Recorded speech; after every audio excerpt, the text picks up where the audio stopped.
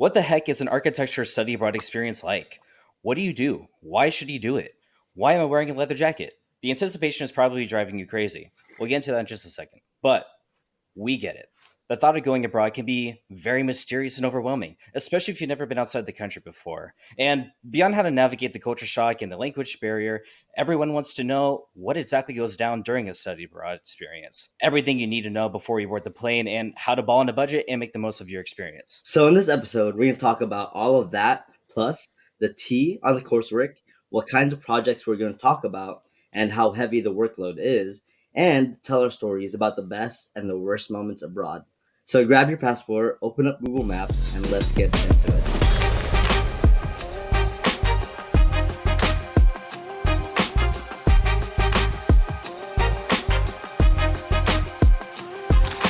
All right. In 5, 4, 3, 2, 1. Welcome, everyone, to another episode of the Crit Room Podcast. Ooh. I'm your host, Ryan, with my co-host, Albert. Just Albert. And today we have Sully and Yvetti Spaghetti. How's it going, guys? Hi, guys. Hello, hello. Howdy. So Sully, you guys know Sully. He's been here a few episodes in our last season, and he's a master of, I guess, all three elements: sketching, random references, and full moon, a bloodbender. What? You're not supposed to tell them. I'd argue that Sully would be a Sokka in the perfect world.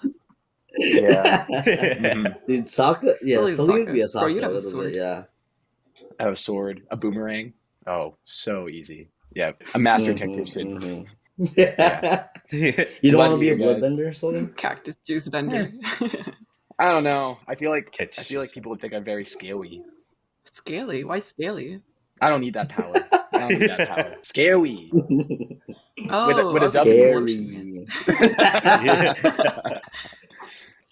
And then this is actually Yvette's first time being on a podcast. Woo! Congratulations. We're glad we could be Happy your to be very here. first podcast. But beyond just being a part of a Crit Room crew, she's also a watercolor extraordinaire, basically Van Gogh minus the cutting off the ear part. And she has a crippling obsession with Kirby and avocados. And she just got back from a fellowship. You're going to have to trust Ryan was on the that? ear thing because you can't And tell. what is it? Is it basically like... Sorry, go ahead. I was going to say, you just got back from a fellowship. Like, what exactly is that? Is that basically like a solo study abroad session? Or like, what is the fellowship? What is that thing? So what it was that it was a 3-month fellowship that I got awarded through K-State. They picked one person to go. And the area that I was, advertising, like, oh, this is why I want to go and do this for 3 months and research this, was watercolor. So it was something that I picked up, funny enough, during my study abroad experience in Italy. And so it's something that I just really wanted to like keep up with using my studio projects and just see as far as I could take it. And as far as how it went, I mean, it was amazing, of course. Good food, good people, good vibes. And I was lucky enough that I got to learn a lot about myself as a person, introspection and such. And it was a perfect time to really hone in on those skills and strengthen it and like build up some confidence in those areas that, I had some talent in, but like, let's really see what I can do with this and create some really nice art pieces. And yeah, I'm really happy that I was able to have that opportunity. What? Remind me again, Yvette, what country or where did you go for your fellowship? Of course. So my fellowship was primarily in southern Spain, but I did get to touch on a couple of cities like Barcelona, Madrid, and I ventured a little bit off course, but primarily in Andalusia. Mm-hmm. Well, before we get into the whole thing, I guess we should start out with a brief understanding of what the whole semester abroad is like and what is included in that semester of study abroad, and then we'll get into the juicy stuff. First question I would ask is, what do you exactly do while studying abroad? This is towards Ryan, Spaghetti, and Sully.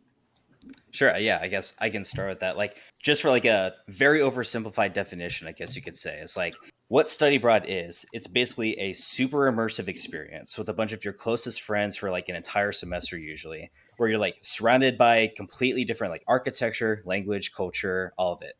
So the other cool thing is like the pacing is completely different than what you're used to probably from your own university. It's like it's a lot slower, it's more relaxed, and like there's a lot stronger of an emphasis on like field trips versus like actual coursework from my perspective.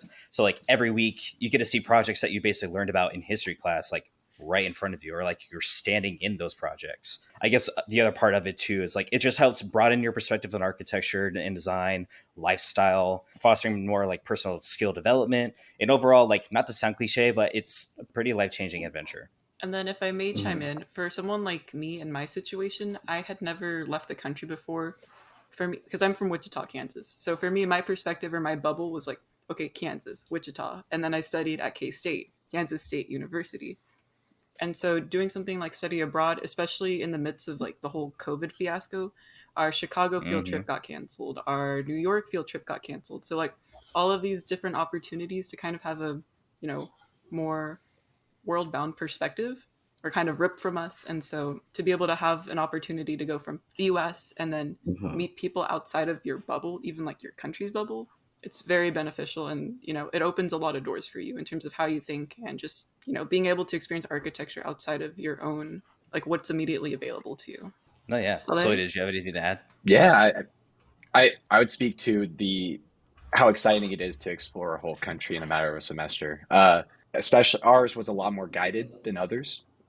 One of the best things about it is the freedom that you have, and maybe we didn't have it per se, and we can elaborate on that as we go. Some have it very structured, but some let you essentially after class do whatever you want. And so whatever range that is, I really enjoyed that aspect, getting to choose your adventure in a Mhm. sense. We there's in K State there's two routes, the internship route and then there's the study abroad route. And I chose the internship route because I wanted to make the money because I'm a Slytherin. But personally, that's just me. But why did you guys choose the study abroad option? to go first, Silly? Yeah, for sure. Uh, You can say no. I want Okay. to. Do it. I'm going to. Okay, so I really did choose the study abroad over internship, mostly because of the aspect of just getting to see a new country.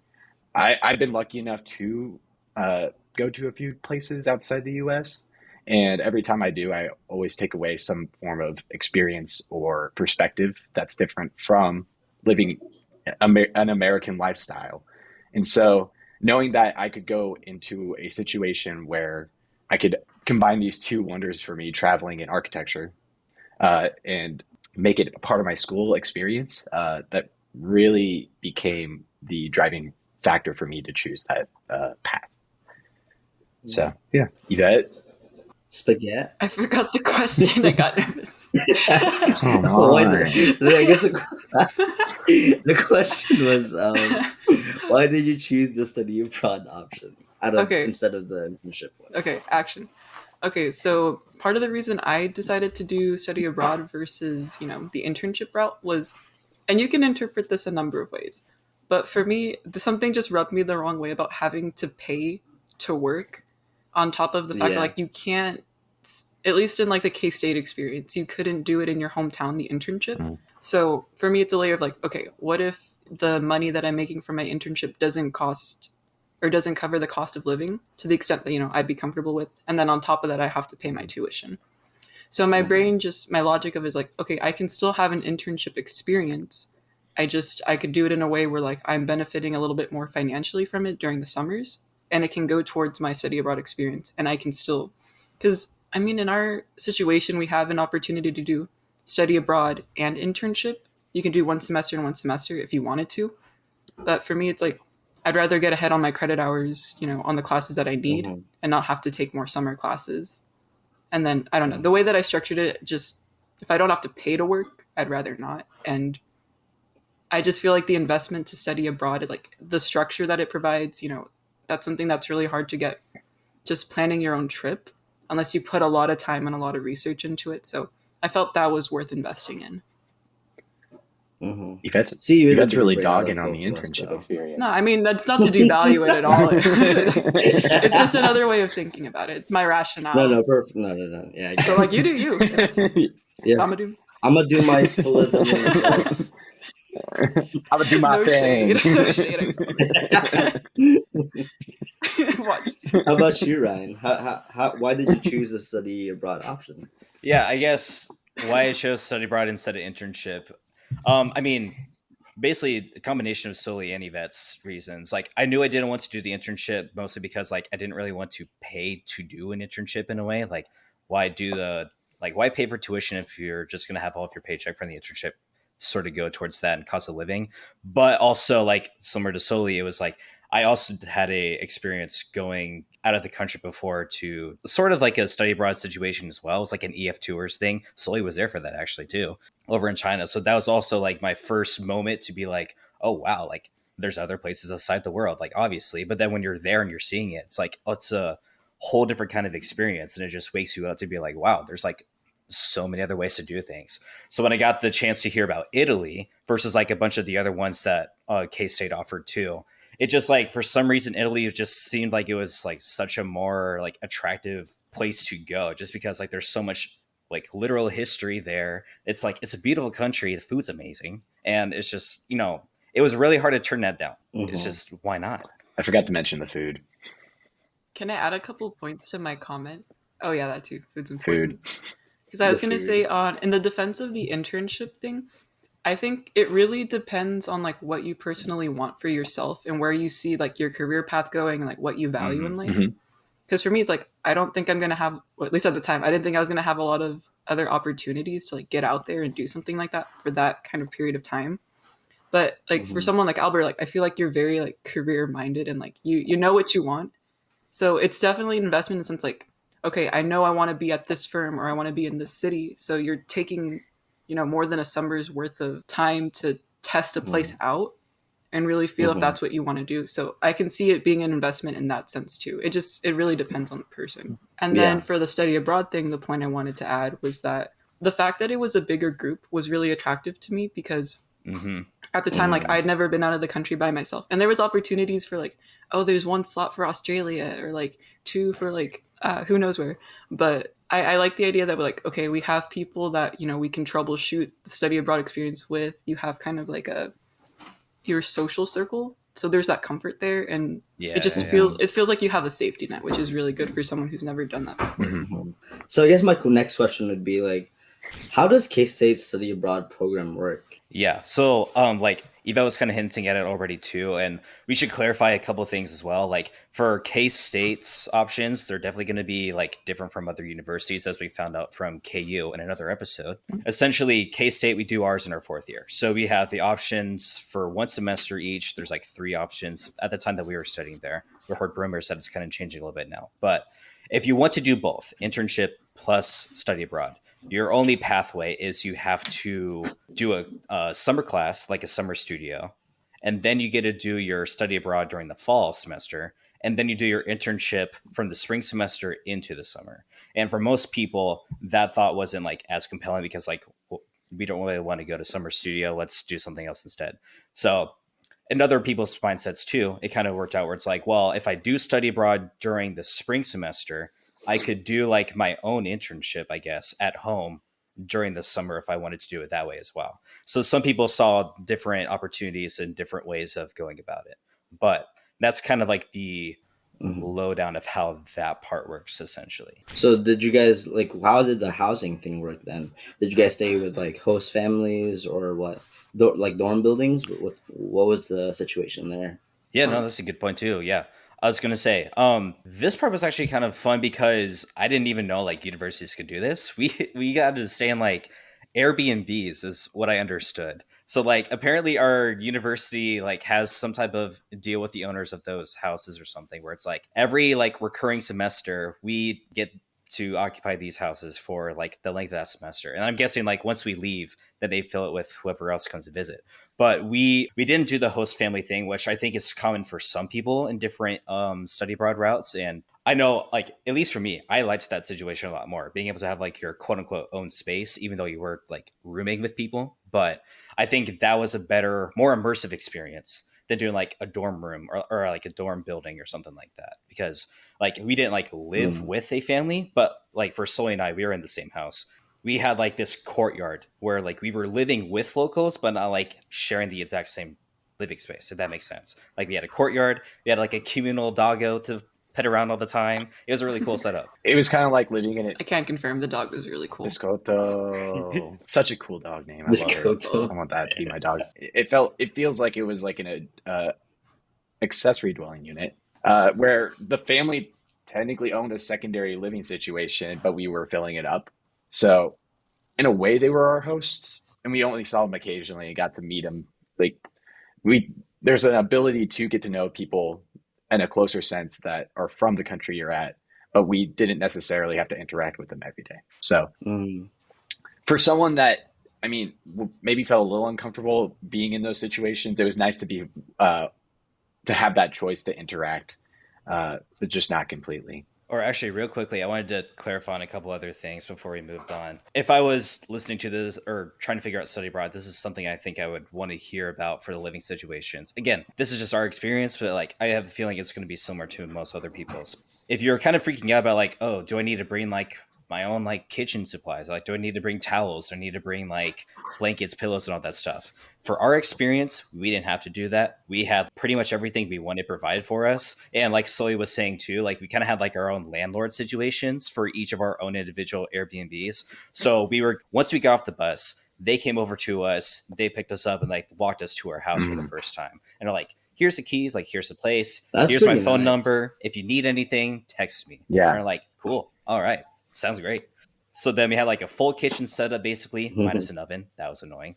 But we had like oven, we could use our oven. I know. We had to go to events place all the time for like pizza parties. Oh yeah, no. Things. It's funny because each house either had no dishwasher or no oven. It's like it was two different builds. Whoa. And you just didn't get a choice. You guys had dishwasher? We had a dishwasher. Yeah. And like That's if I what was I'm given a talking choice, about. I would choose the oven over the dishwasher any day of the week. Dude, that would suck. So I don't know. But I think we got to win. Stuff. I also wanted to mention from like the student perspective, I think we jumped a little bit ahead because before you're even living in a house with people, there's a little bit of like a premeditated like roommate arrangement system. So for us in our situation, there was a list provided because we took a class that kind of prepped us for study abroad and like a semester all of before we left. Yeah, the ins and out of what to expect and all the documents you need. Mm-hmm. But you got to basically sign up for like who you wanted to live with. So there was a little bit of like 3 people apartments, right? 3-person apartments, 4-person apartments, and I think there was a couple 5. But the point being is like the point is that you get to kind of like get with people and like kind of figure that out beforehand, so you're not just being thrown with a bunch of random people. But in my case, it was kind of funny because the dynamic of my house was that we were 4 people that didn't know each other super, super well, but we got to know each other through the roommate process. So you might get to know some new people. Cool. You might get to room with your best friend. It's just kind of depends how you plan it out and how it works out for you. But there is some choice involved. That's pretty cool. Like you sometimes if you don't necessarily get to choose who you room with, you do have the opportunity to learn more about them once you do room with them. So that's a really cool aspect to it. I guess that like kind of ties into like what was like the weekly schedule with you guys, and like were there like organized activities and stuff that was happening or what? Yeah, so do you want to take that one? Yeah, so a lot of it, our weeks usually involved classes. We had an afternoon studio. We had a history class. We also had a language class, and so and then we also had an optional seminar that we chose to sign up for prior to the studio, and that involved one of our professors' expertises that they wanted to elaborate on with us. So after that, on Fridays, we had a trip we could go on to, and we can talk about that a little bit more. But after that trip on a Friday, you could expand on it and be free to stay there, or you could head back and do your own adventure.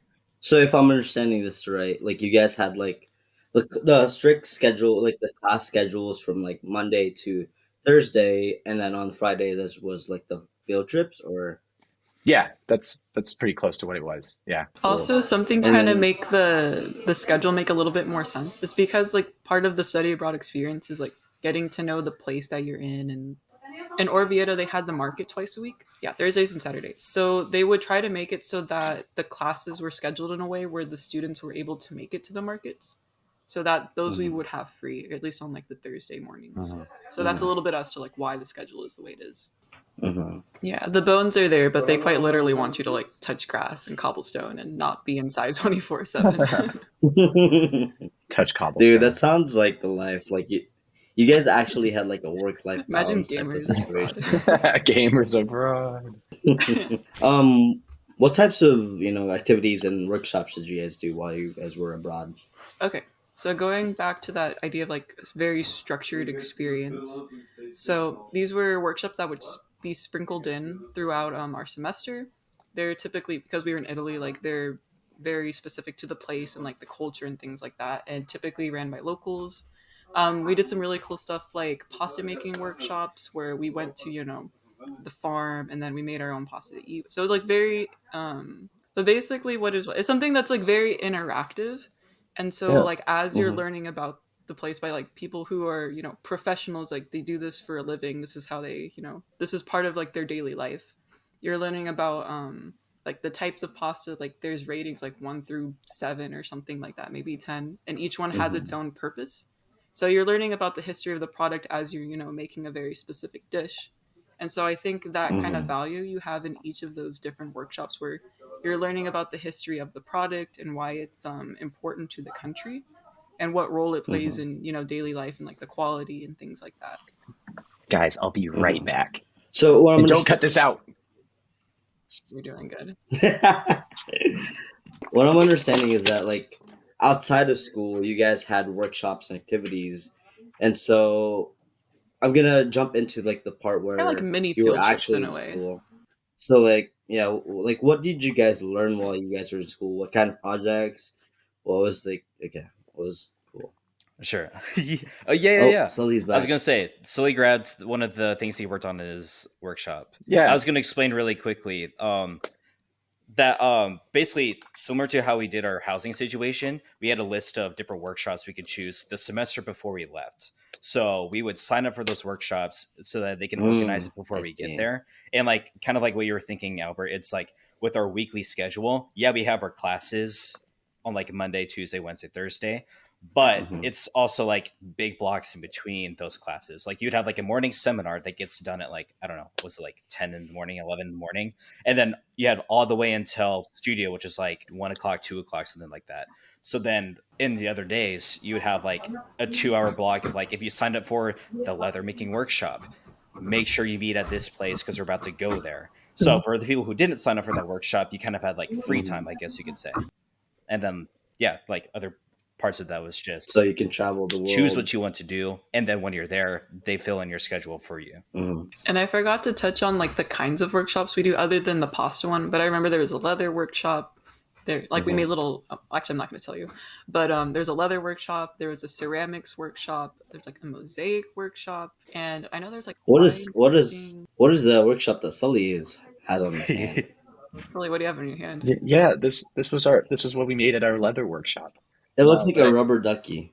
we bounded books. Yep. So we bounded books. Mm, We made leather covers for Little that. sketchbook. Yep, little sketchbooks. I haven't used it yet, so if people have ideas, let me know. But yeah, that's it was I would really definitely love cool. a really solution draw. So you know how yeah, to make books now, exactly. And I put a little ducky on it. I mean, dude. That I is don't so cool. not like It gave that. us a lot of creative freedom too. Like I was actually really Yeah. surprised. Yeah, essentially, yeah.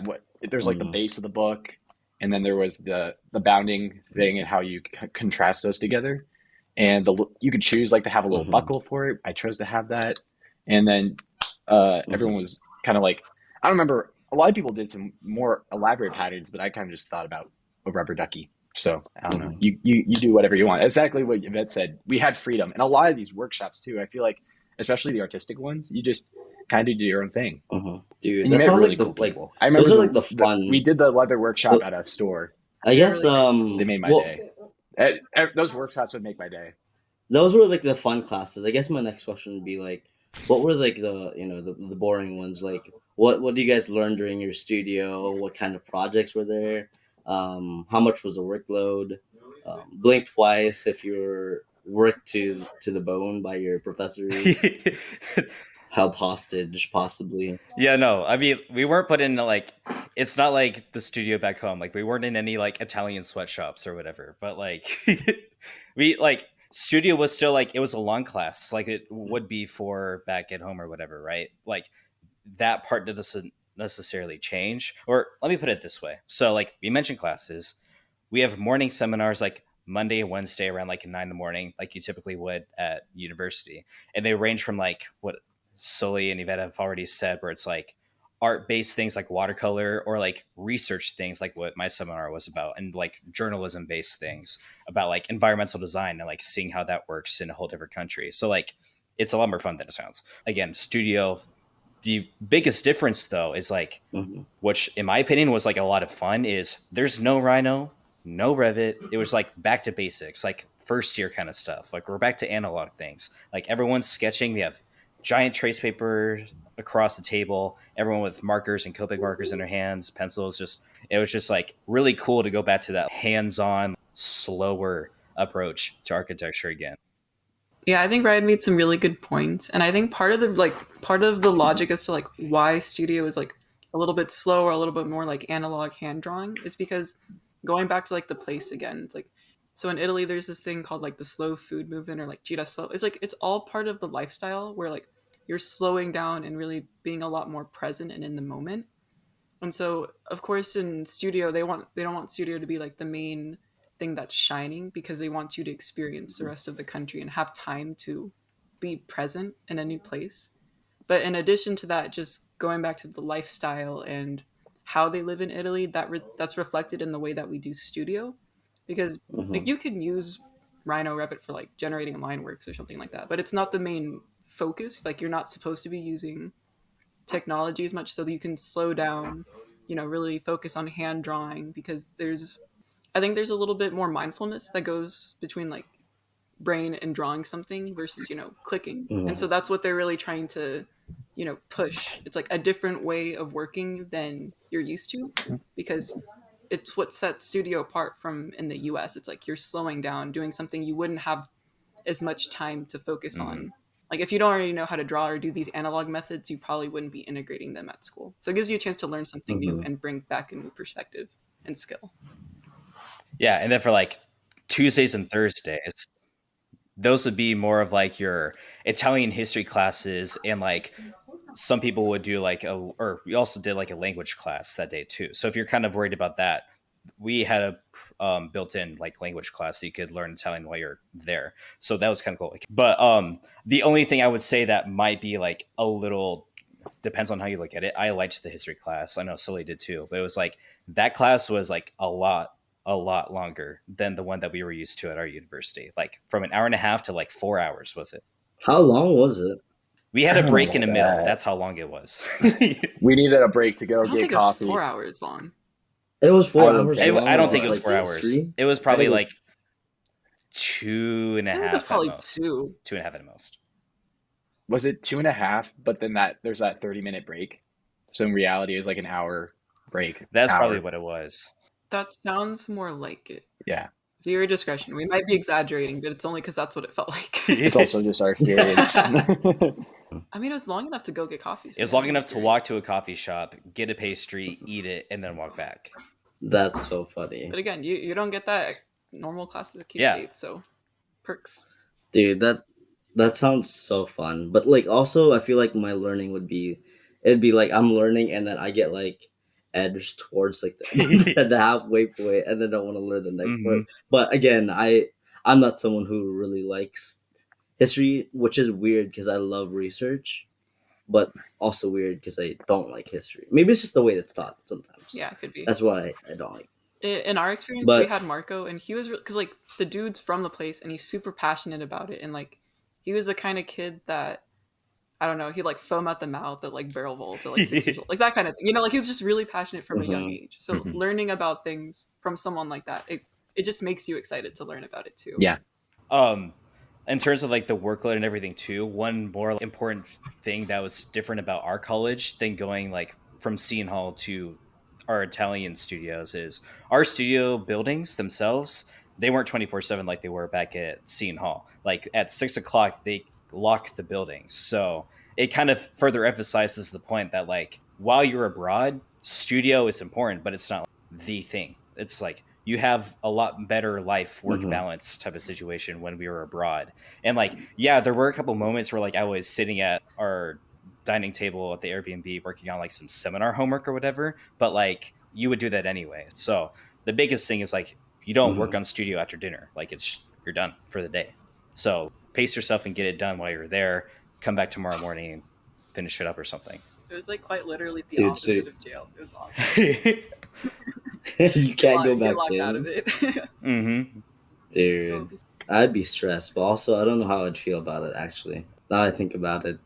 I'm just dude, I feel like I would bring my stuff from school to home, but then I see all my friends just hanging out and having fun outside. I'm like, I'm getting the biggest FOMO. So I probably wouldn't be doing my work. Albert, it's like architectural therapy. It's like forcing you to face your weaknesses. Mhm. Dude, that sounds so fun though. But what types of things did you guys learn while you were there? Sully and Yvette popped off on their art skills. Yeah, I would like to say that I would always like to say, I even did at the beginning of Italy. Sorry, I'm being all over the place right now. But the idea that the one medium that I hated starting in elementary school, watercolor. I didn't get it at all. It was so bad. I did it once. I looked at it. I was like, yeah, you're just not going to touch that again this whole thing. It's done. You're done. What about And watercolor did so you hate? Because I I, might also Sully's secretly a hate it control for freak. those reasons. we can get, Just kidding. I mean, we could get a whole discussion, but the TLDR of that would be that I'm better at, as a kid, I like drawing more than painting. So I saw things rather for the outline than what was the values, if that makes sense. Hmm. So watercolor is completely different. You have to think about what are you filling in versus what's the outside, like what's the thing that's Hmm. the shape per se. Uh, Hmm. and so being young, I kind of just saw that and said that's stupid. But after that, like having a really good professor at school uh, during this experience made me think about the light and how they interact with these things, and that really expanded my watercolor abilities. So yeah, great mentor. A great mentor can help you a long ways, change your perspective. Yes, my favorite human being in the world. Hmm. Can't say his name, but yeah. I was gonna say I heard that you got showcased in London or something Oh, okay. So it was for a your little bit of like a watercolor. progression of things that stemmed from Italy.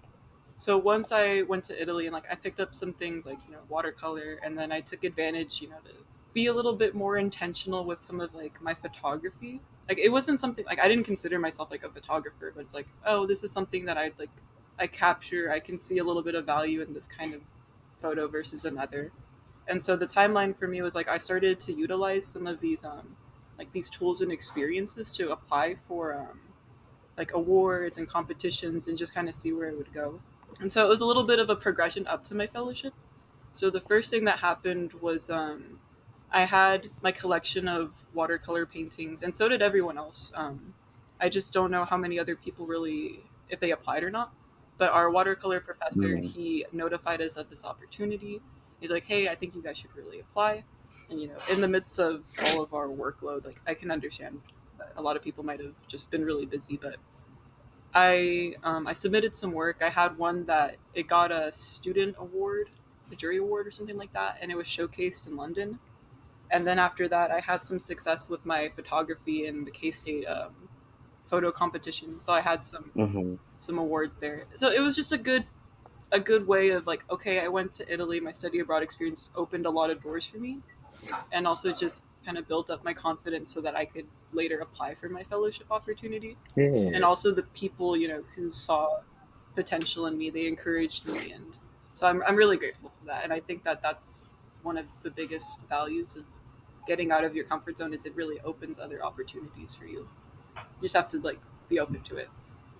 I thought I was about to have a connection with someone from like Dior or something like that after my semester. Oh, right. That freaked me Fans. out. Oh, What happened? That was Wait, you some can't just crazy say that and then just like experience. leave it that like was that. that was a fever dream. So we had this end of studio showcase at the like in the last week of semester, and we showed our projects off. And I did these really interesting renders that one guy really fell in love with. It was like a Yeah, it was like combination some of random guest visitor.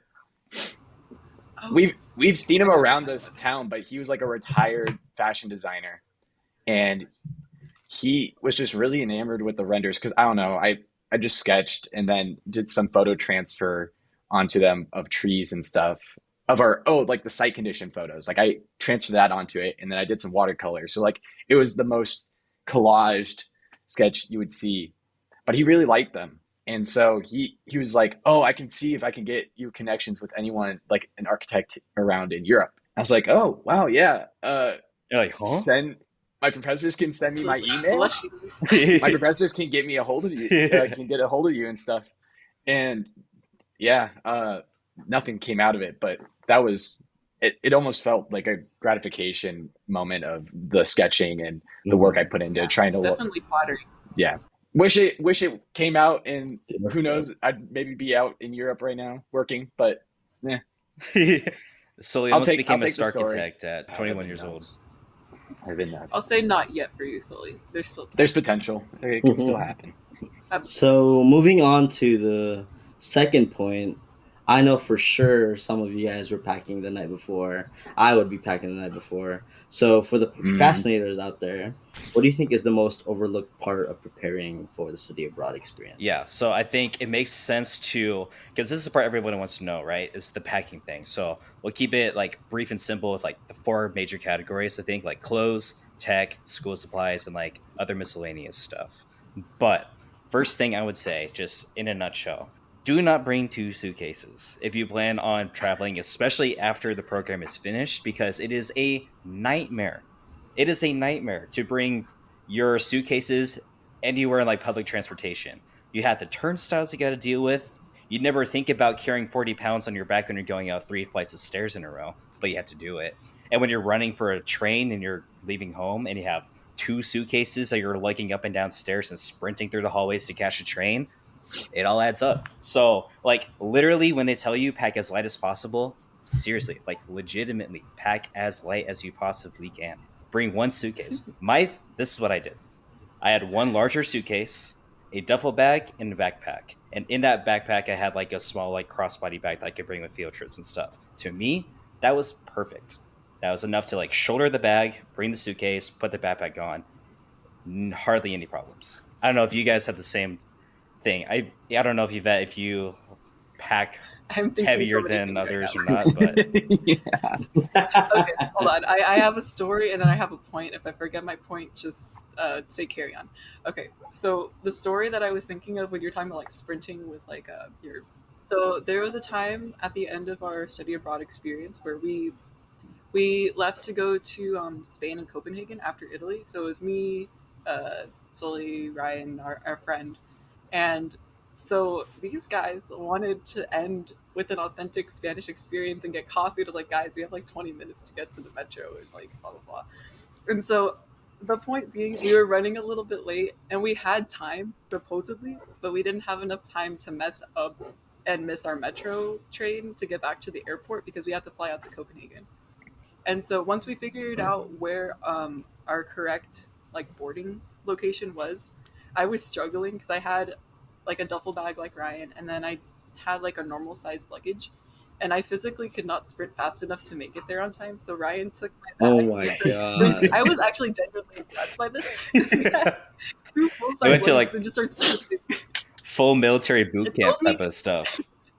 it sold me on the stair climber, so like I started to integrate that in my but anyways, so the point being like pack light, I learned from that, and so I had a duffel bag and like a full like luggage that time. But when I went and did my fellowship in Spain, I did it all just carry on, one carry on, the whole trip, because if I need a sprint, like I can't pull a Ryan, at least not with that size.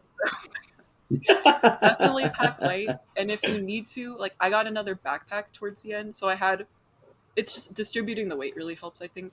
So if you have a backpack for some of like your lighter things, like the things that you buy along the way, because you can have a backpack, or sorry, you can have a carry-on that you can tuck under your seat. You can have a personal item, and then if you have your actual luggage, you can have those three things. So for me, it's like if I need to check my carry-on at some point, okay, but it gives me the option to have carry-on, personal item, which is my backpack.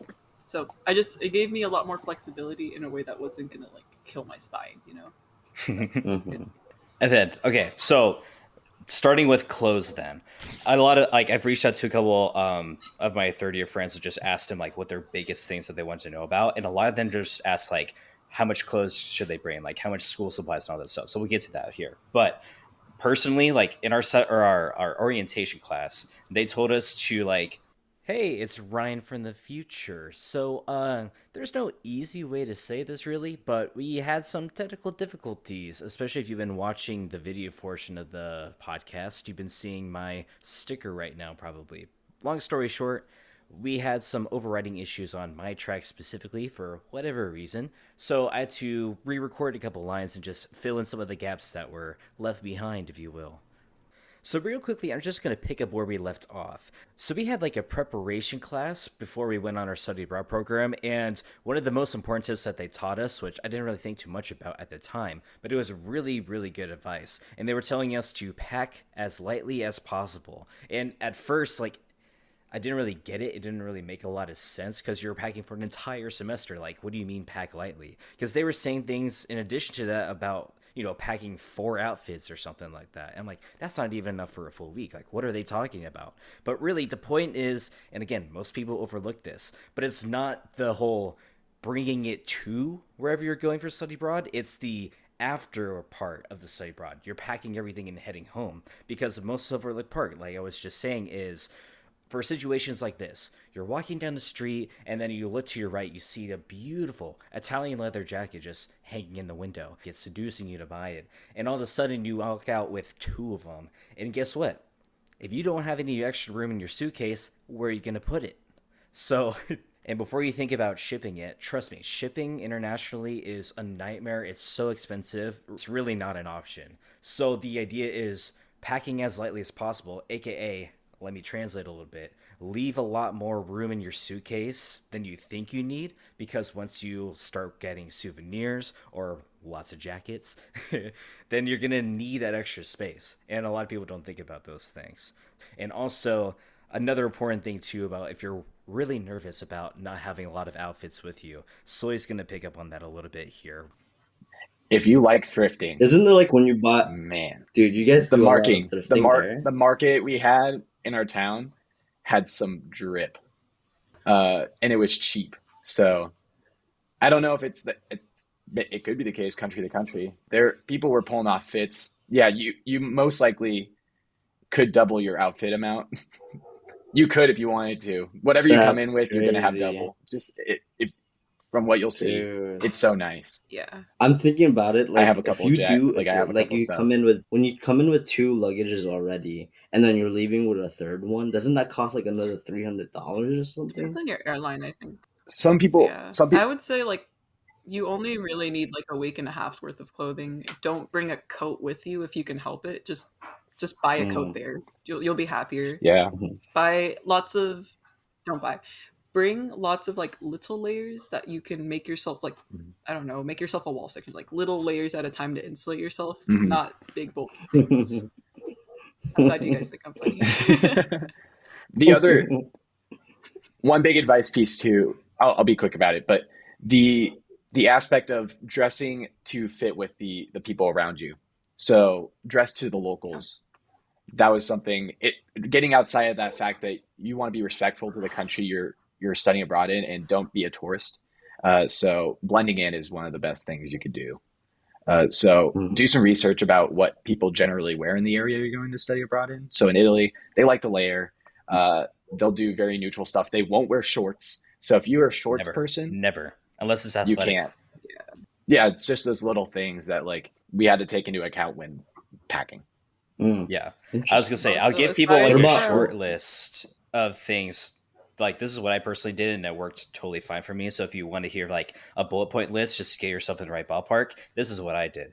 I made sure that I had like everyday shoes of some type. Like I just had like some equivalent of like Air Force Ones. I don't know what the Adidas equivalent was to that, but then like that was like literally my every single day sneaker. And then I had like some type of athletic shoe, so when you go for runs or like whatever kind of stuff, soccer, things like that. And maybe if you enjoy hiking, if you're going somewhere that has mountains, I would recommend trying to bring some kind of boots if you can. Mhm. I'd also do like what Eva was saying, like a week and a half at the most. I would even just say like have a week of clothes, or like plan it out where you have 10 different combination like fit ideas, like a white t-shirt but then a blue jacket, a white t-shirt but a green jacket, black t-shirt, same thing. Now you have 4 Capsule wardrobe outfits. it. Like you can do it in a way where it's like it's really affordable to Mhm. buy new clothes if you're trying to do that, and also style it so you don't look like you're a cartoon character wearing the same thing every single day. And then obviously athletic clothes, you'll want those, but you can buy them there if you really need to. I would suggest bringing something a little bit more fancy. So if you go to like a bougie restaurant or you're doing like your presentations, you have that with you. And then swimwear, kind of optional depending on where you're going, but like you'd rather have it than You not can have usually it. buy it there too. Yeah. I will say on the note of like bougie, something that I learned, especially when you're going to like certain cities where there's people that might be like scamming or pickpocketing or things like that. It's in Barcelona. I know there's a big thing about people like getting their watches stolen. So my biggest advice would be like don't bring anything that you'd be too attached with losing because there's always a chance. Not saying that it's going to happen, but also don't be showing out too much to the fact that like one, you want to respect the country in terms of the clothing choices that you make, but also you don't want to make yourself a target to get robbed. Mhm. So don't be like Mm. busting like $100 bills on the internet. It's the same concept, and don't make yourself Mhm. look like you have something to be I stolen. move in silence. Mm. Screaming it out loud. I move in silence. I'm quiet with it. But yeah, jewelry, watches, just be careful with it. Yeah. And that's the Mhm. nice thing about a front body bag too. That aspect is that you have everything Yeah. right by you. It's not in your pockets. Back pockets could be prone to getting stolen from. So just having all that content in your front zipped up Mhm. makes it a lot safer for you. So keep that in mind. Keep your Mhm. passport in there too, because you'll need Keep it your for What about passport. your places. what about the tech pieces like Yeah, laptops and so we stuff? can make Yeah. that pretty short. So for sure, bring a light laptop or maybe even iPad or like Surface Pro, something that has the laptop capabilities, but like you can bring around super light and portable. Because though you're not going to use it for like studio, you'll probably need it for research. Even if you're going to do something like your typical homework stuff for seminars, or even researching for trips after the point. Like Yvette and I were doing that a lot towards the end of our trip to figure out our Barcelona and Copenhagen plans. So like it helped a lot to have a laptop just to have it for things. So another thing is like wall converters. Make sure you have one for wherever you're going, obviously, but make sure there's like multiple USB outlets, because when you're in a situation like at your normal place, you're not going to really need multiple. But once you go on a trip and you're at a hotel, all of a sudden you have 4 people sitting in the same room with one outlet. What's going to happen? So try to have like those kind of things figured out when you're sharing rooms. I think for me personally, having like an SD card and like a SIM card holder, there are specific ones that are like an inch by an inch or something, but it holds your like phone SIM card, because once you leave wherever your country of origin and you come to the other place, you're gonna have to switch out your SIM cards for your phone plans. So you have to make sure you keep onto your home country's SIM card. Otherwise, when you get back, it's going to be a lot harder to get caught up with your family and everything else. So then another thing, portable chargers, Mm. duh. And then one note is like consider bringing like some wired headphones, because when you're on like walking tours and things, like they give you like these little like walkie-talkie devices, and it helps to have a wired connection there so you can go about it unbothered and everything else. Yeah, they're most likely not Mm. Bluetooth. Mm. Never had one that was. But yeah, and then like school supplies, again, a lot of people reached out to me and asked me about this stuff like specifically. From my personal experience, I overpacked with school supplies. Like you really don't need to bring a lot. Most of the professors were generous and gave you a list of things they needed to buy in order to do their class properly. And even then, I would say like if they recommend bringing like 3 of something, bring 1. If they recommend bringing like 4 or something, maybe bring 2. Like you can do a lot less than what they're asking for, because when you're in a studio together, you can borrow people's things. Or like on field trips, you can ask someone for a pencil. Like you don't have to bring a lot. Just bring like the basics, like some Mm. pencils, markers, a couple sketchbooks of different sizes so you can bring them around to different places, a couple notebooks. Those are actually really hard to find in Italy for some reason. And like, whatever else like you think is like necessary for you to do what you want to do. That's what I'll say. And then like in terms of like miscellaneous stuff, I don't know about you guys if you have other things to add to this, but like I would for sure bring like travel size versions of basic medicine, something for like Advil, anti-diarrhea medicine, or like the opposite, and things that like if something bad happens, you at least have it.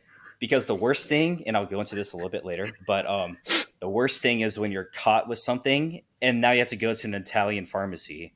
Everything is in Italian. You have no idea what anything is. What is the Advil? What is that even like in Italian? Most of the time, I think most of the pharmacists can speak English or something, but like, trust me, it's horrible. Like, just bring like the most essential things you need, so that way you have it and you're good to go.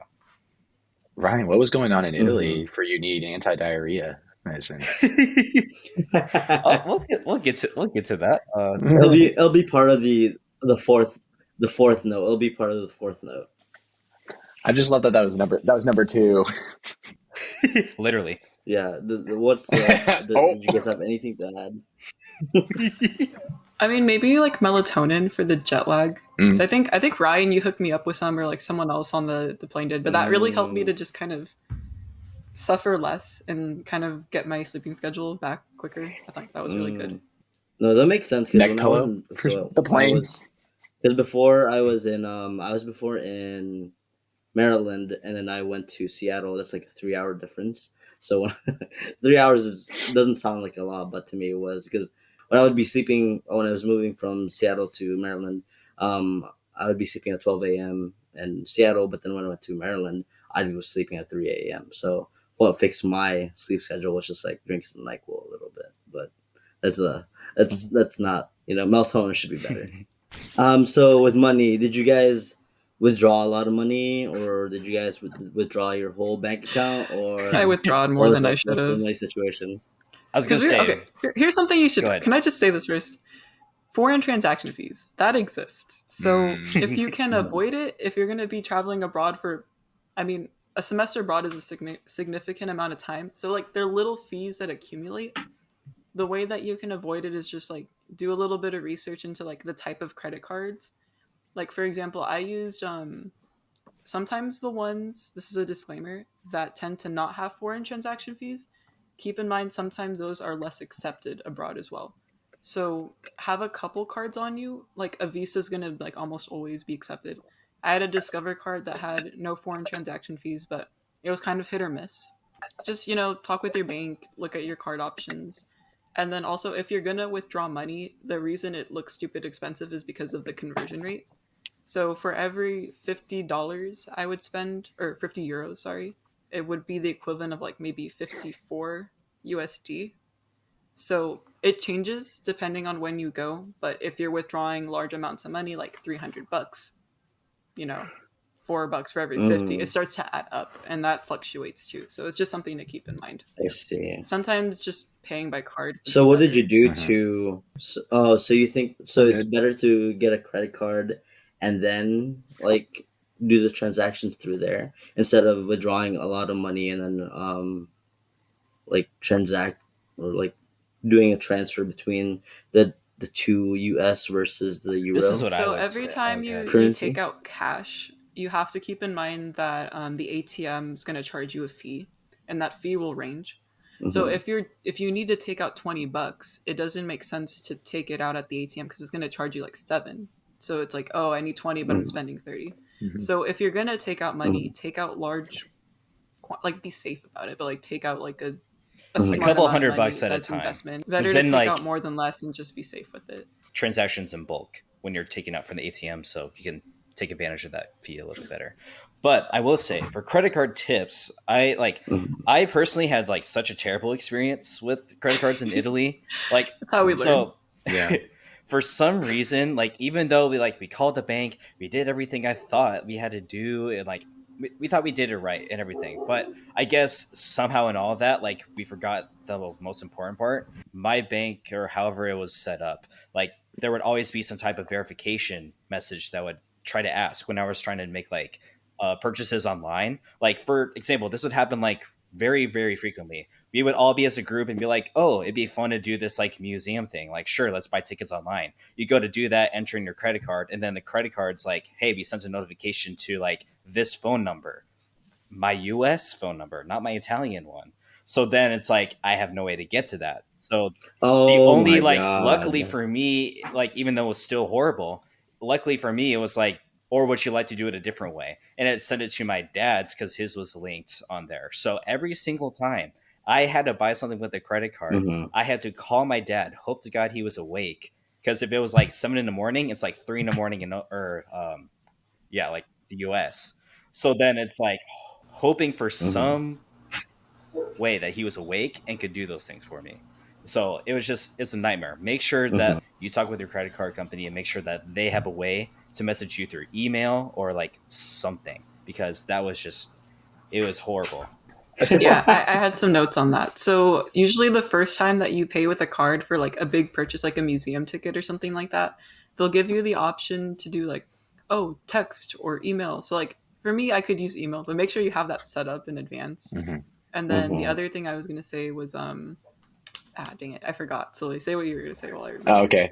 The simple thing is before you leave for where on your study abroad journey, let the bank know that you're going to these places for that X amount of time. So, like, I had to call my bank and be like, "Hey, I'm heading out to Italy. I'll be in Italy uh, from January to May." That way, they knew that whenever I'd make a purchase outside of the U.S., that it wasn't someone that stole my credit card. So, simple things like that Mm-hmm. really go a long way. Sorry. The thing I was gonna say is like for me, I had some money stuff happening before I went abroad, and so I had to get a new debit card right before I left. I had a different PIN number, so just have that information somewhere where you know you won't like either know you won't forget it because you probably won't use your PIN very often abroad. I never had to use my PIN number when I was in Spain. I don't remember if that was the case in Italy. But when I came back, I went to Walmart and I remember I was sweating because I didn't have cash on me and my PIN that I tried the first time Oh didn't work. no!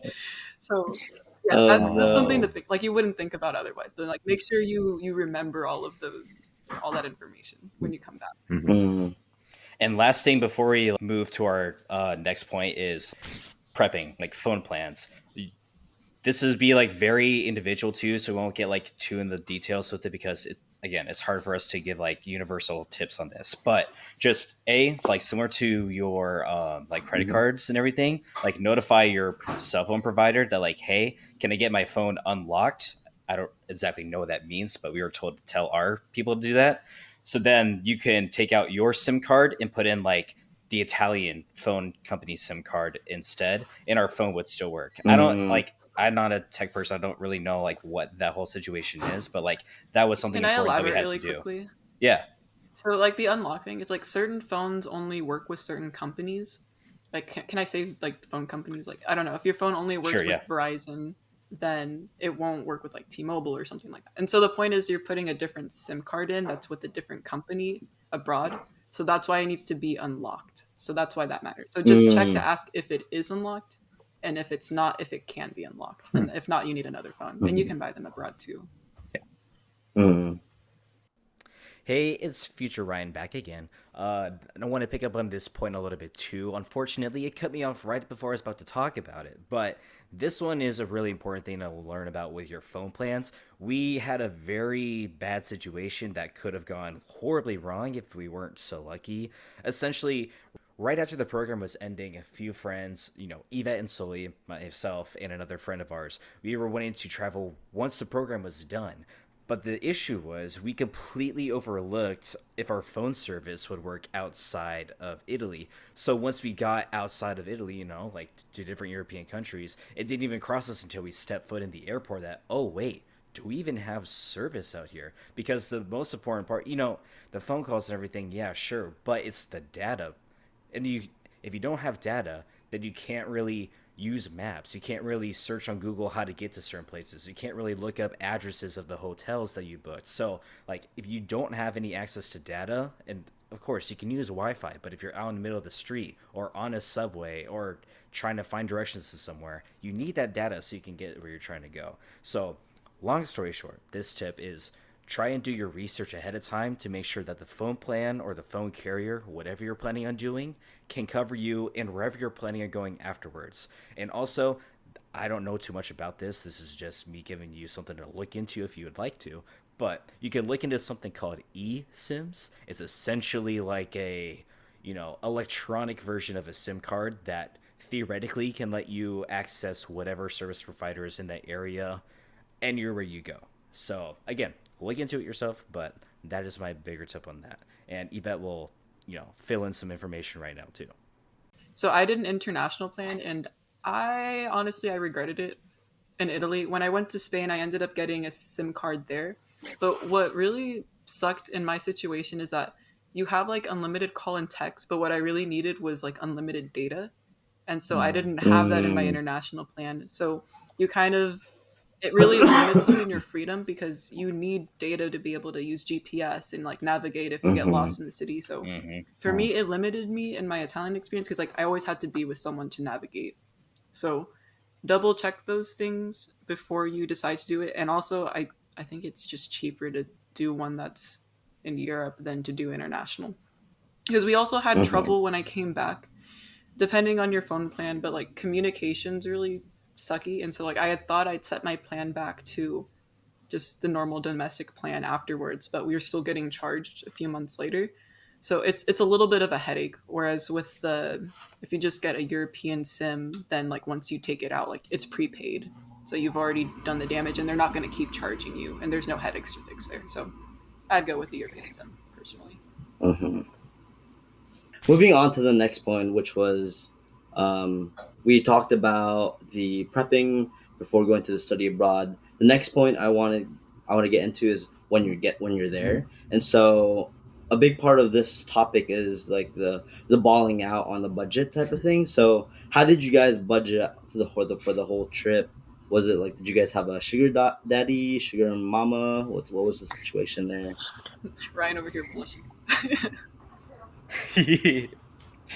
Slightly cheaper than that. But the point is, eating at a restaurant was stupidly cheap for us in Italy. Like, let's take Starbucks, right? Every single morning, if you went to Starbucks and you got a coffee or like a cappuccino and you got like a pastry, it'd run you like $8 all the way to like $12.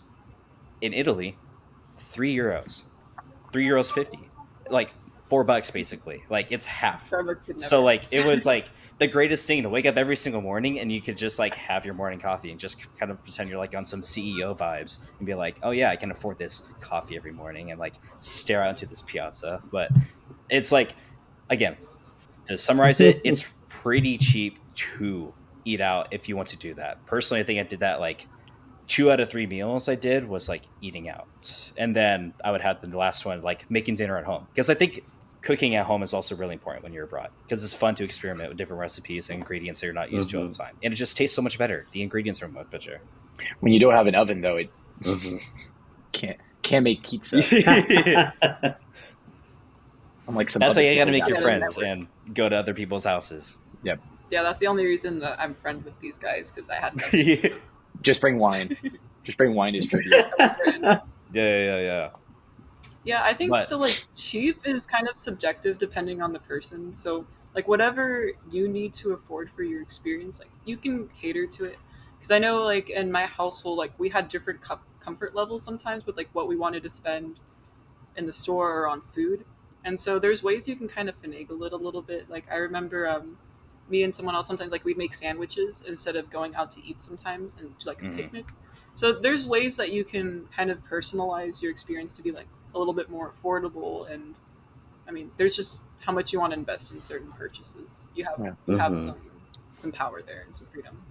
But aren't like all the ingredients that you get are from like the like super fresh from like the The local best. market or whatever? Like it was kind of depressing coming back to the United States, to be honest with you. Like all my stomach Like issues came back. Yeah. no, it's just like it's a lot better over there, I think, with the food and the way they take care of it. But that's a whole different thing. We won't ramble on about that. I will say though, based off of like the budgeting stuff Mm-hmm. too, I think it's really important to also highlight that because we were talking about the internship route versus study abroad route. Don't get the wrong picture. Study abroad also costs a certain amount of money to do in addition to your tuition. Like on the top of my head, I Right. think it was like an extra 10 grand, which is like not easy to come up with for anybody. So if you are anticipating that and somehow you have to Mm. somehow come up with 10 grand in the course of a year before you go, that also can hinder like how much you would be like wanting to spend in addition to that like 10 grands that you just paid to be here too. So I'll say that as well. Mm-hmm. But I And think also another from thing. different Oh yeah. No, go ahead. You finish your thought. I'll add it at the end. No, go ahead. Okay. Something I was going to say is that they also offer scholarships.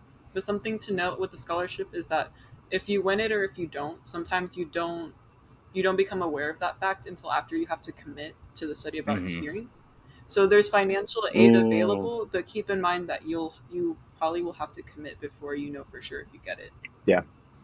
Yeah, and I think another really important thing. Oh, did you have something, Sully?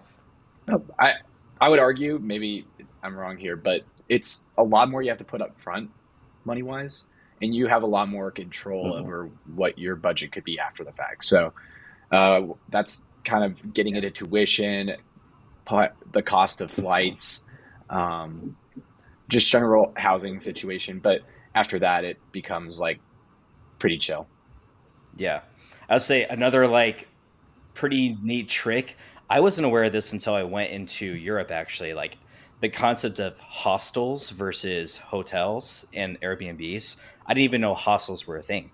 So if you don't know either, hostels are basically like budget hotels in a way, but it's not like a single room usually. It's like you and potentially four other people are sharing this same like sleeping quarters space with like bunk beds and whatever else.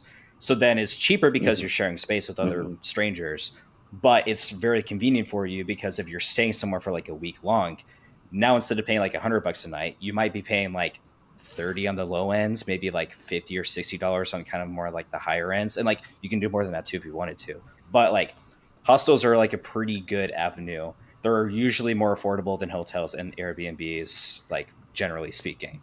But then the other part of that mhm, too is you take on a little bit more risk by doing that because you are sharing it with strangers. So I would always recommend bringing some type of lock with you so that way you don't have to fear that your items will get stolen from you, especially if you have to bring your passport and wallet and all these other like very important documents to get you back where you came from.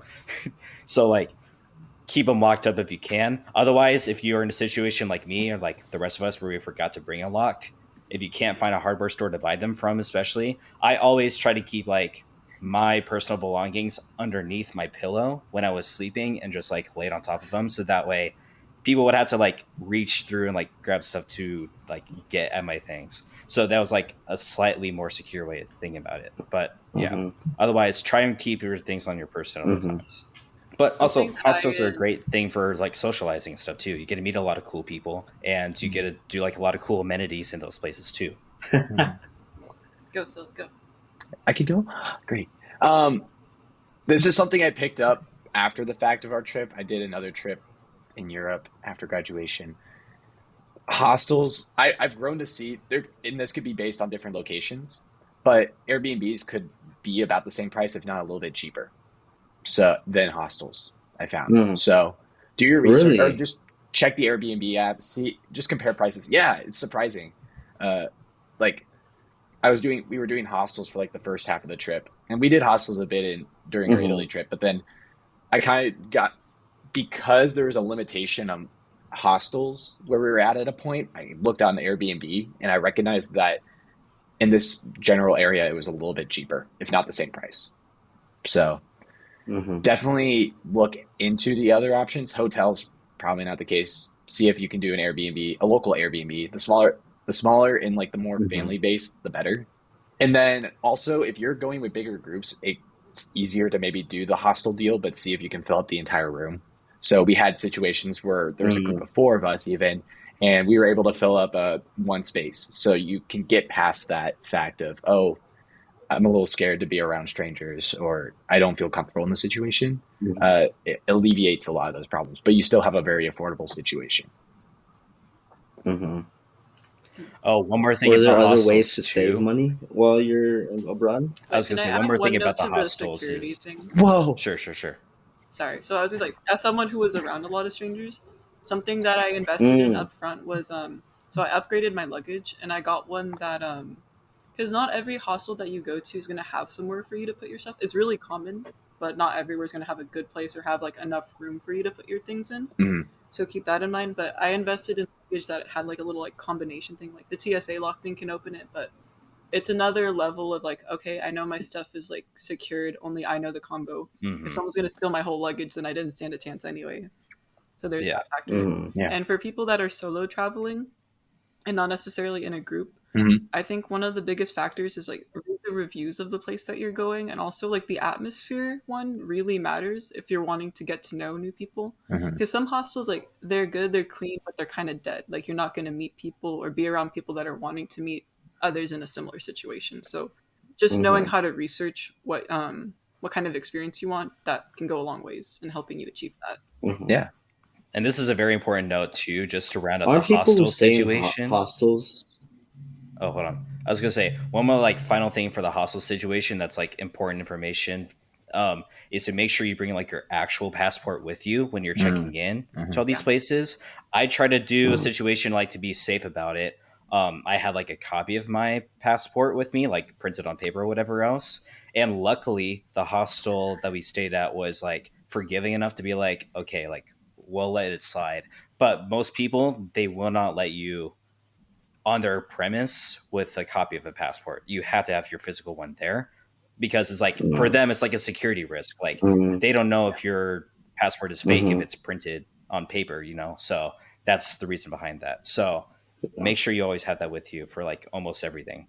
Okay, one more, Yeah, one I more was note, gonna one more go note, one more along. note, one more note. Sorry. Go For ahead. female travelers, if you want to dorm or if you want to be staying with other females in an all-female dorm, Mm. specifically check female dorm because if you get mixed or co-ed, it won't be mixed. It will be you and a bunch of other guys. And for like sometimes that's okay, but if you're someone who's not comfortable with that, it won't be you and other girls and guys. It's going to be you and a bunch of other guys. So Mm. Mm-hmm. that's just the reality of it. Yeah, that's a great Yeah. point. Makes sense. Yeah, It's I good. wanted to add to that. What was Mhm. like hostels? Aren't people who go to hostels usually the people who are traveling? Like they're like big travelers type of things, Actually, not and so you always. do have that. What is the who are the people who go to It hostels? depends on the city, but I've ran into people that sometimes they're traveling for work. So they're people that like they just need a Mm-hmm. temporary place to stay while they, go do construction or something like that and come back. That's some people that I met. But there's some people that they're just kind of in between employment and it's just kind of a middle ground for them without having to fully commit to like a Mm, lease. So Hmm. it's mostly I travelers, but see. you meet kind of people from all different situations. Mm-hmm. That's cool. But yeah, Hmm. so definitely you get to meet people with other circumstances Oh, yeah, and for sure. connect with them. I heard one could Yeah. find Like going to our Moving. last point then. Yeah, going to our last point. What was the best and the worst moments abroad? Some hostel stories, maybe. Some some things like what Ryan was insinuating earlier. Yeah, okay. I mean, I guess I'm primed to go first for that, I guess then. Um I'll start with my worst moments and then I'll get to like some of the better things. Hey, it's Future Ryan again, and this time I'm going to fill you in on a story, our favorite moments, our least favorite moments. And I'm going to start with my least favorite moment. And again, unfortunately, it cut us off. You can't really get the live reactions while we were talking about this thing, but I'll do my best to fill you guys in. So, my worst moment, I'll talk about two. Remember back in the podcast where I was talking about the whole make sure you got these kind of medicines because once it hits you, it's not going to be very fun to try and find it when you get back and looking through an Italian pharmacy. Well, long story short, I was on a trip with a couple other friends over during Easter break. We were staying in this coastal area and we thought that the fish was going to be completely fresh. After all, the water's right there. I can see it. It was not fresh fish. I'll spare you guys the details, but I'll tell you that the day once we got back, it was not a great look. It was not a fun experience. I was very, very, very sick to the point where I was actually really, really nervous if I wasn't going to be able to go on a trip, like a week long type of trip situation where we would be on a bus for multiple hours straight. And it's just again, I'm it was so bad. I couldn't eat anything for over a week. Funny enough, the only thing going through my head during that time, beyond the wow, this sucks, is the man, I might actually lose a lot of weight from this thing. Anyways, it's just another really big point to stress. Like, have some type of medicine with you at all times, just in case. Trust me, guys, it's not a fun situation. Okay, the other story that I wanted to tell you guys about was actually when we were all in Rome. Again, we can't get Sully's live reaction to this because he was there with me to witness this all. But We were staying at a hostel. This was the first time I think I was staying at a hostel. I'm trying to remember back, but it when we were in Rome, we were walking all around the place. We were trying to find a hostel that could get us close enough to the stadium and trying to be as budget friendly as possible. But we checked into this hostel. We noticed that it was not the greatest place. You could definitely tell the people who were in our room have been there for a while, doing the laundry and did not do so great at it. It did not smell the greatest. And overall, just a very sketchy vibe. So we were kind of glad that we were able to just run away from it and go to the Roma game and watch the football, not soccer, because we're in Italy now. But we came back and it was like pitch black at night. It's like, who knows, midnight or something. We got back from the bars. We were all just dead tired. We're just trying to go to sleep. And luckily for us, everyone in there seemed to be like going to sleep as well. So we were trying to be as respectful as possible, just go to sleep, not make a whole lot of noise. I'm a very light sleeper, especially when I'm in environments that I'm not aware of. And I just wake up a little bit and I hear this rustling or like footsteps next to me. And then I can't see a lot because, again, it's pitch black. And I just hear like footsteps next to me, some like whispering and rustling around. I look back towards me, towards the windows. And even though it was pitch black, there was still a bit of moonlight coming through. And highlighted in all the moonlight is just cheeks. It's just A full moon, you might say. sitting buck naked right in front of the window for whatever reason. And in my head, I'm like, oh my God, I need to pretend I'm asleep. I cannot be caught witnessing this because what am I witnessing? And then so I fall back asleep. I wake up probably not even like 10 minutes later and I hear just a giant bang sound. I look over again. It's the same dude jumping out of the window for the hostel. And it's like, this doesn't make any sense. One, if you're at this hostel, just use the damn door. Two, why are you jumping out the window when it's like 3 a.m? It's just one of the weirdest experiences I think I've ever had at a hostel. But, as weird as they can be, it's kind of fun of a memory too. So, okay, and now I want to talk about more of my favorite experience. Well, at least maybe not one particular experience, but more just let me paint you a picture of an everyday routine.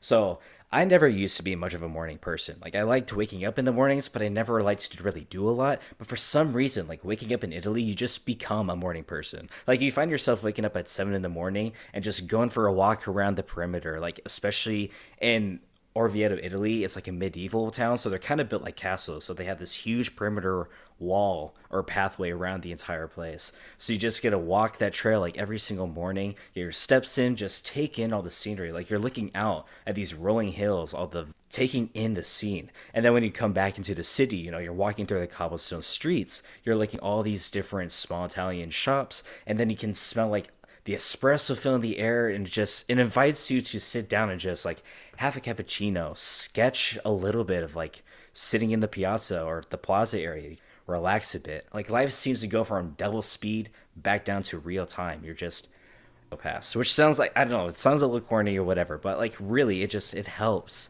be in the moment and just take those moments in. So I'm gonna let you guys get back to the podcast episode, but that's a story I wanted to share.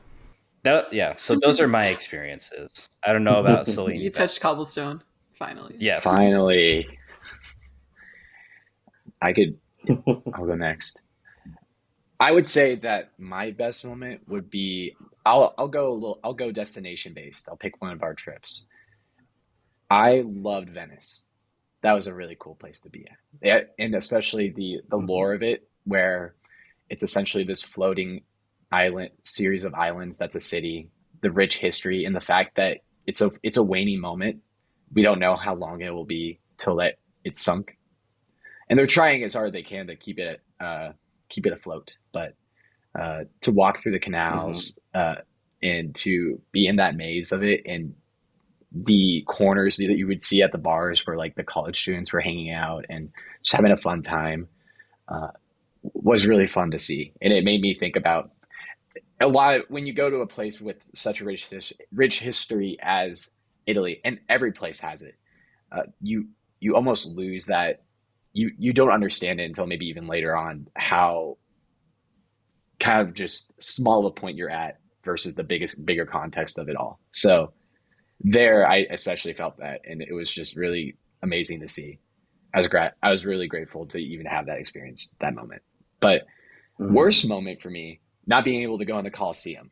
That sucked. that was the one. If Wait, why if I had not? one Oh, I time where remember I had that. uh very similar to how everyone else in their credit cards didn't work those one times. Uh, every time I tried to use the online app to book a ticket, it just didn't work, and the time crunch happened Mm. where everyone else needed to get to the Coliseum.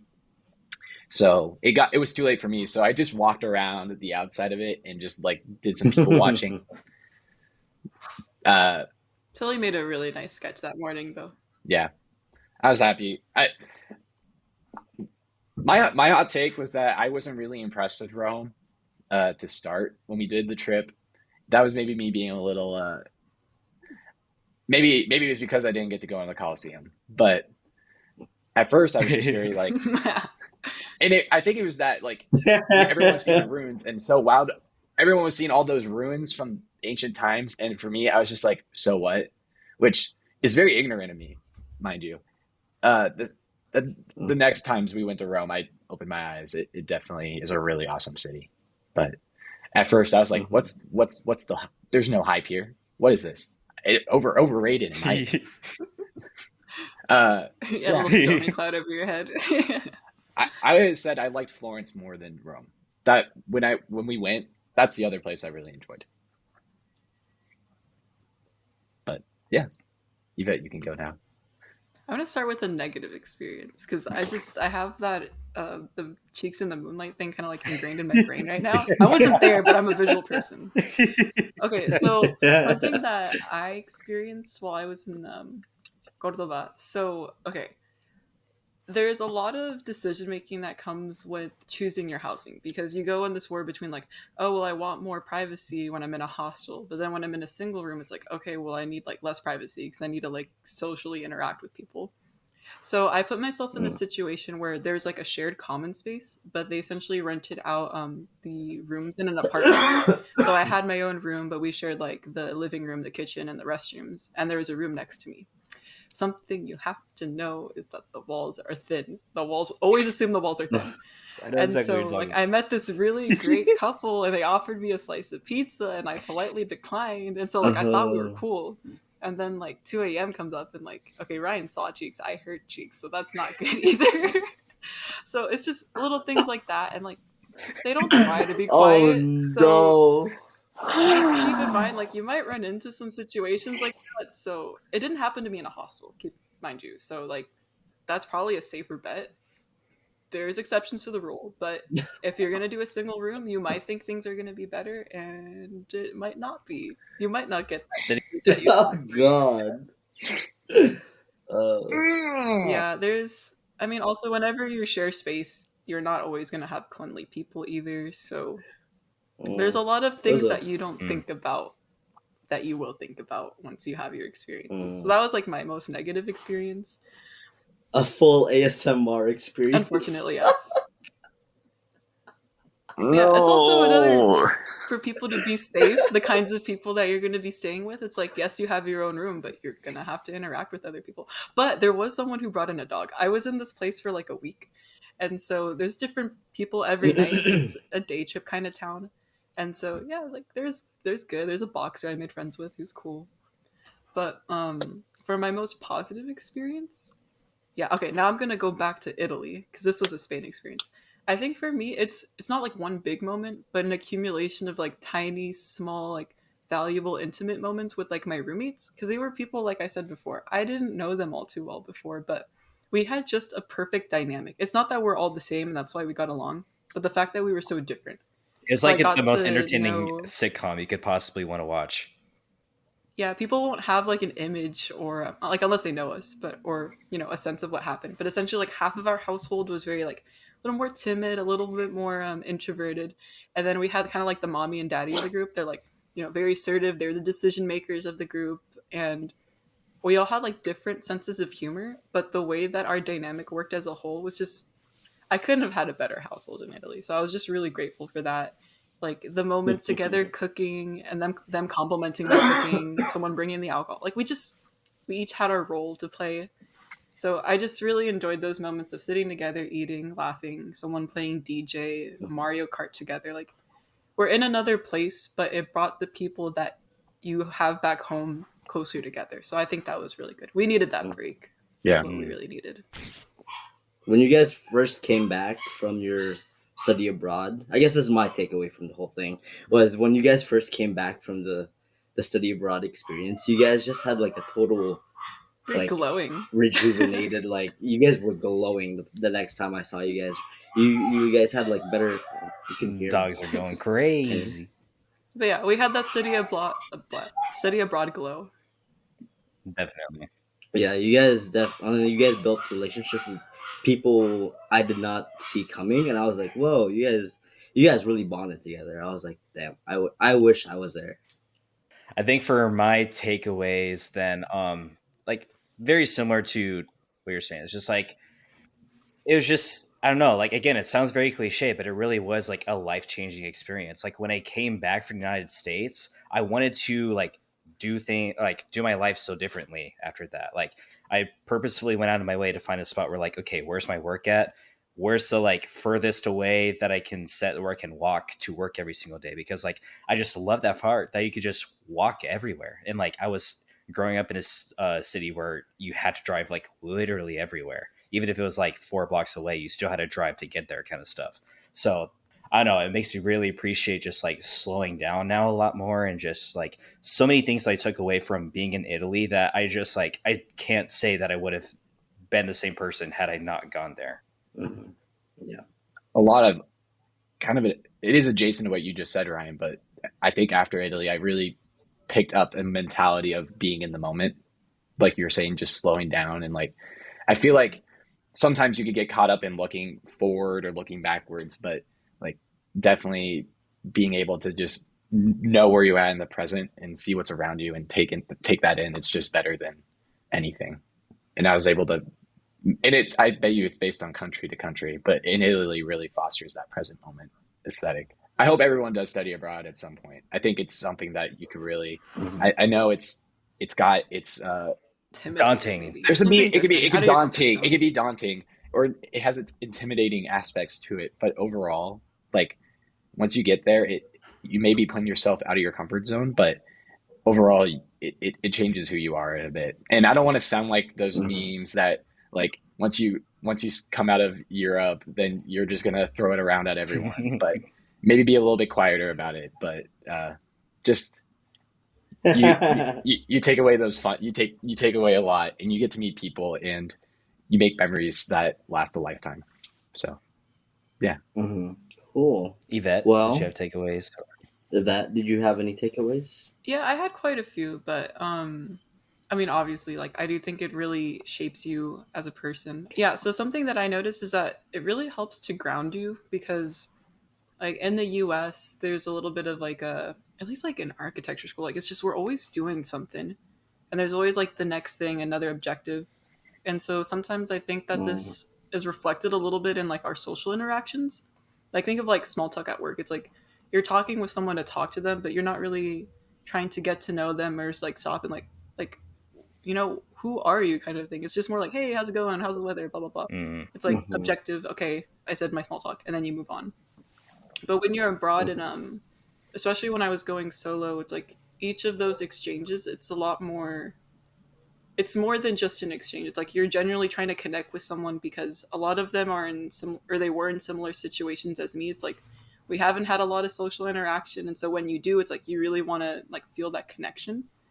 And I've noticed that in Italy and in Spain, like that's a little bit more of the norm, where people like they genuinely connect with each other in a more authentic way more often than just like these little kind of like they're exchanges that sometimes we have, but they're not as meaningful as they could be. So just not taking having people in your life for granted, and just trying to be a little bit more genuine when you're talking to people. So Mm-hmm. I think that's something that I really appreciate. It's like, okay, there's people that they don't know me, but they care about me. And so it Mm-hmm. humbles you, and it helps ground you. So I really appreciated that from my experience. Dude, you guys went through some life changing events over there. You guys were glowing. Well, that wraps up the whole episode, I guess. Thank you guys for listening to this episode of the Courtroom Podcast. Hopefully, from this episode, you've gotten a good understanding about what the study abroad program is and all the great possibilities and opportunities with it, and whether or not it's the right decision for you. Before you leave real quick, check out our Instagram at Crit Room Podcast. We're now super active on there, and like we really want to hear your questions and everything to know like what episodes we can talk about next. And also, if you enjoyed this episode, you might want to check out the other ones that we just released. We released 3 of them at the beginning just so you guys have a great deal to take a look at and get a vibe of what we're about. So yeah, see you guys in the next episode, and don't forget to save.